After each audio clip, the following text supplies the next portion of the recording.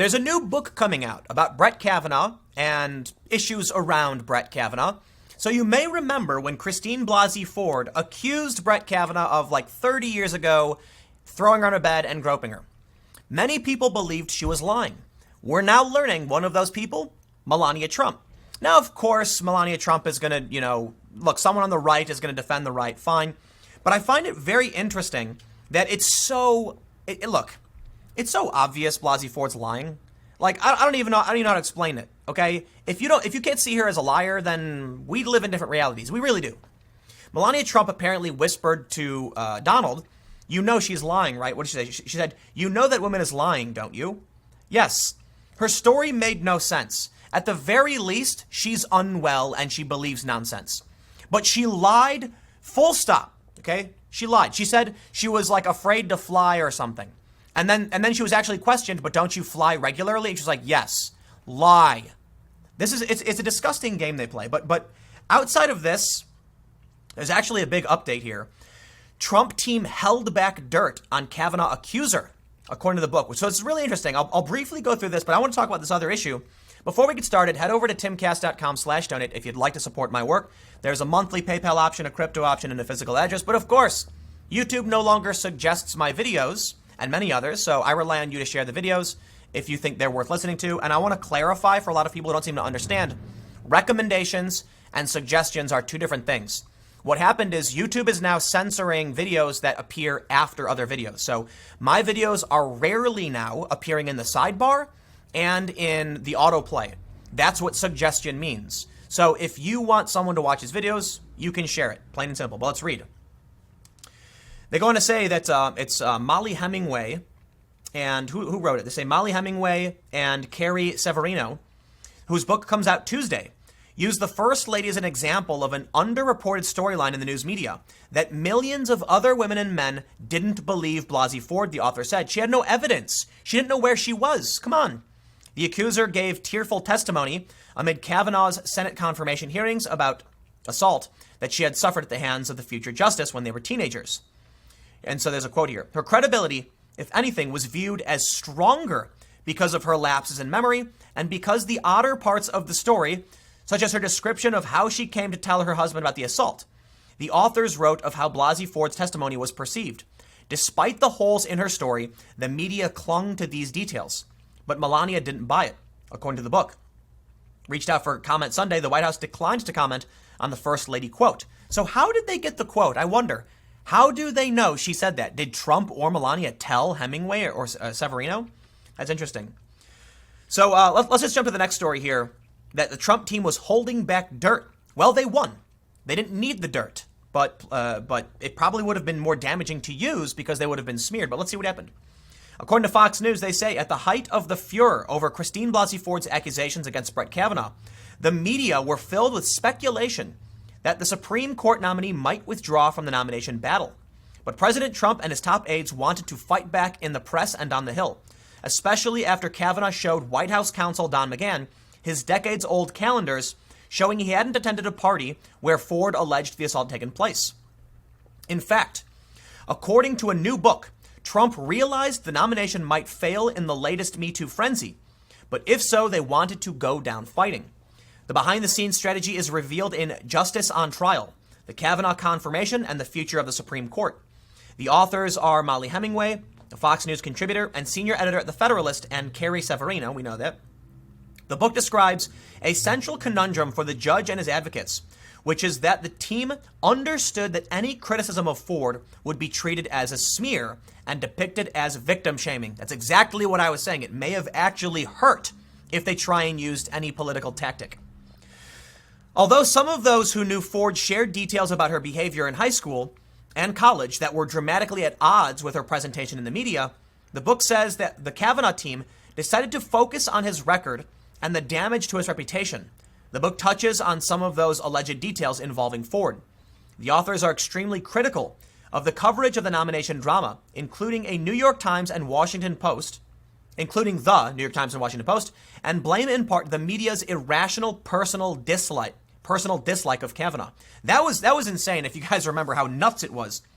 He was near tears talking about how he's being smeared and lied about. And he's a guy who's already a federal judge who already went through background checks. And all of a sudden these ridiculous stories emerge.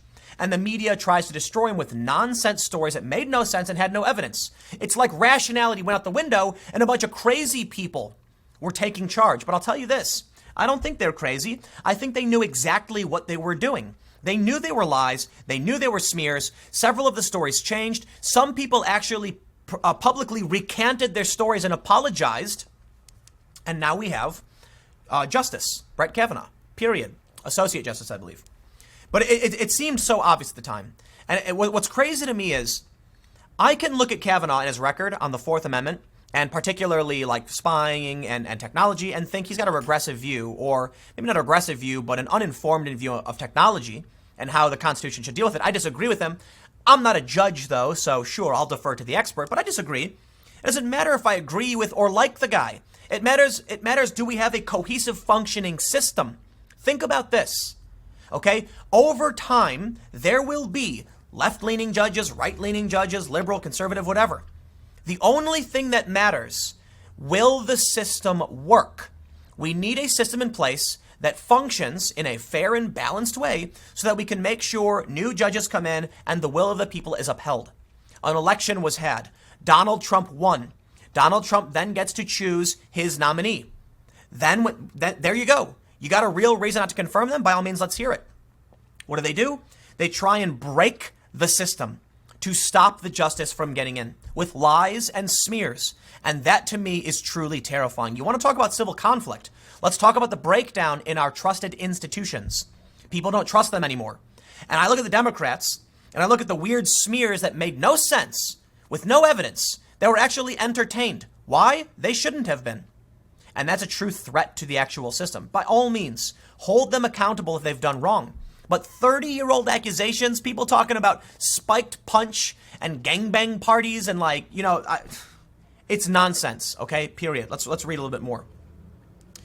They particularly unload on the New Yorker for publishing the allegations of Deborah Ramirez, a Yale classmate of Kavanaugh, who claimed that he exposed himself to her and caused her to touch his, we'll call it junk. The magazine was unable to find a corroborating witness, acknowledging that Ramirez had significant gaps in her memories and that it took her 6 days of assessing those memories and consulting with a lawyer to name Kavanaugh. He flatly denied the allegations. Come on, it's fake and we all know it. Soon afterward, Avenatti, the lawyer now facing criminal charges in 3 cases, produced an affidavit from another accuser, Julie Swetnick.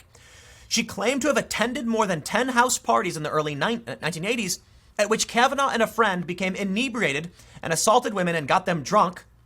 I'm not even going to read the next. It's just such a ridiculous. It's like somebody was sitting in a Hollywood room, like writing a script for a nonsense story to make it as shocking as possible. You expect me to believe that Kavanaugh and his buddies were drugging the punch and having these multiple men on women parties and no one knew about it? Please. They say, Hemingway and Severino called the allegations obviously ridiculous, saying no one could have hidden such crimes for decades, much less a man who went on to hold high-profile positions in the White House and then became a judge on the second most prominent federal court. Kavanaugh said the charges were from the Twilight Zone. They gave this guy background checks before and this stuff didn't come up. It's ridiculous. When NBC's Kate Snow interviewed Swetnick, the network acknowledged that some of her comments off camera differ from her written statements. So we get it. We're rehashing old news here. I don't think it's as important. But what's interesting is that they withheld the dirt. Okay, so that's the big takeaway. Melania Trump didn't believe it. Of course she didn't. Any sane, I'm going to say this. Sane, rational people did not believe that, period. The only people who believed it are people who are blinded by tribalism. And the other people who claim to believe it are lying because they wanted to win. They don't want Trump getting these people on the Supreme Court. Why? A lot of states right now are challenging Roe v. Wade. They're putting up laws that would fly in the face of Roe v. Wade. And with a very conservative court, there is a concern that it will be challenged and the opinion will change and Roe v. Wade will not be established anymore. It'll be overturned. However, my understanding is that Kavanaugh has said it's established precedent at this point and they're not going to change it. We're not going to go back and rehash this. So it's likely many of these states will lose. In fact, Kavanaugh has been siding with the liberal court on many prominent issues, but still they drag him, still they hate him. I think there's a lot to criticize him for. Well, actually, I'll take that back. There's a bit to criticize him for, and for me, it just goes into the FISA court issues, which I'm not going to rehash, but I disagree with his opinions. That's about it. He won. Trump wins the Trump is the president. Trump picks, and this attack was insane. But you know what? Final thought. What the key point here is that they couldn't use their political dirt because it would have backfired. So they made the right choice.